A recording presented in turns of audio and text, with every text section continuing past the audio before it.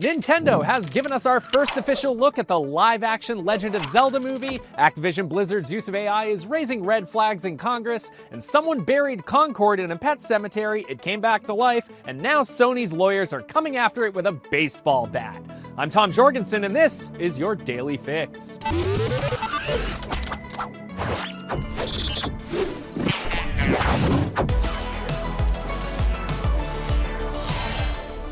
Nintendo has just released our first official look at the Legend of Zelda live-action movie currently filming in New Zealand, and yep, that looks like Zelda and Link to me. The images posted to the Nintendo Today app are our first official glimpse at Bo Bragason as Zelda and Benjamin Evan Ainsworth as Link in costume, and come as Nintendo itself officially marks the start of production. Of course, the internet moves faster than a Goron rolling downhill. Nintendo's announcement comes days after it was reported that principal photography had begun, and set leaks beat Nintendo to the punch on revealing the first look. Those leaked photos also seemingly reveal Severance star Daichin Lockman has been cast as Zelda's trusty aide Impa, though there's no official confirmation of that yet. Interesting to note that Zelda and Link's costumes look inspired by two different time periods of game lore. Ainsworth's Link looks very classically Link, maybe closest to his appearance in Twilight Princess, while Bragason's Zelda is wearing blue robes similar to the color of her Breath of the Wild attire. Breath of the Wild takes place long after the fall of Hyrule Kingdom, so the choice raises a lot of questions about just when on the timeline this movie takes place, and on which timeline. The Zelda series loves a good branching timeline.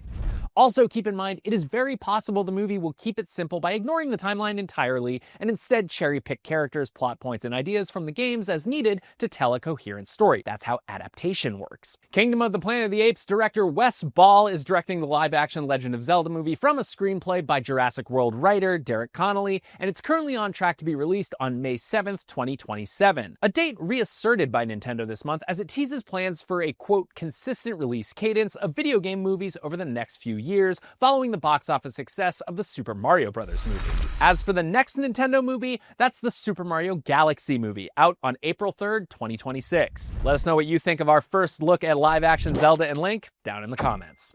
A U.S. congressman has called out Activision Blizzard's use of generative AI in Call of Duty Black Ops 7, demanding tighter regulation to protect workers from losing work to the burgeoning tech. In a post on X and Twitter and whatever you call it these days, Californian Congressman Ro Khanna slammed the developers' use of AI to, quote, extract greater profits, writing, quote, "We need regulations that prevent companies from using AI to eliminate jobs to extract greater profits.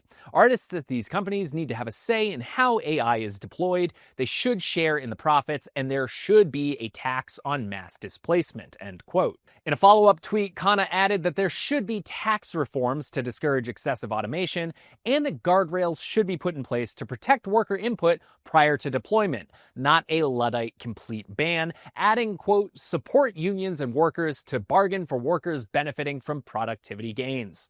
When a commenter suggested that curbing AI investment could stifle innovation, Khanna said, quote, "Innovation and technological advance is patriotic and good for humanity, provided it serves people. So we need to think about how it's adopted and how people can still have meaningful work and independence."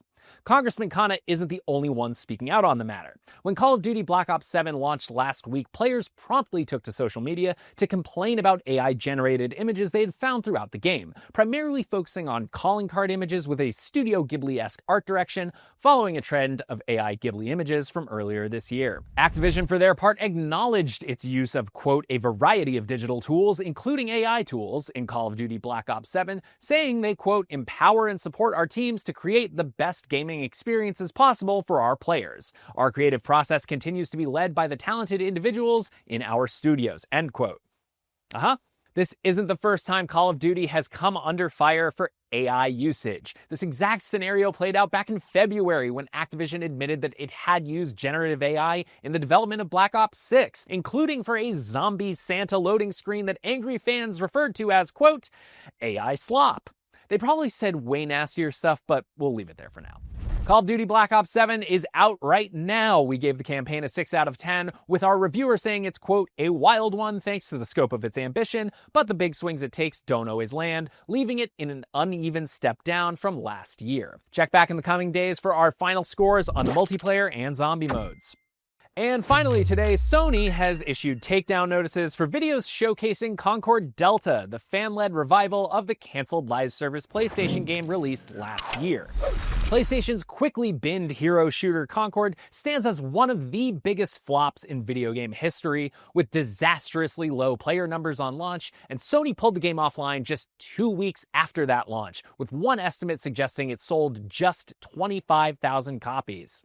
It proved a costly failure for Sony, not just losing them hundreds of millions of dollars, but leading them to shutter Concord's developer, Firewalk Studios. Despite its brief time in the sun, or perhaps because of it, Concord has garnered somewhat of a cult following, with a dedicated group of players dedicating months of work to getting the game online again, reverse engineering the back-end code and using private servers to host online matches. While the volunteer developers admitted the build could be buggy, the team managed to get the main menu, character select screen, and matchmaking working again, with one team member saying, quote, "The project is still a work in progress, but it's playable." What a heartwarming story of passion and teamwork, and great, now Sony has entered the chat. Awesome.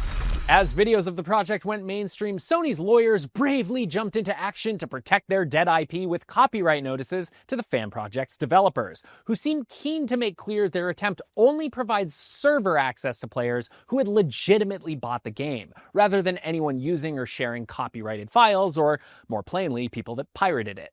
In a message on the Concord Delta Discord, one of the project's developers said, quote, "I know this sucks for people who got forcefully refunded, but lawyers are most likely already watching everything we do, and I want to ensure this project stays as legal as we can realistically do.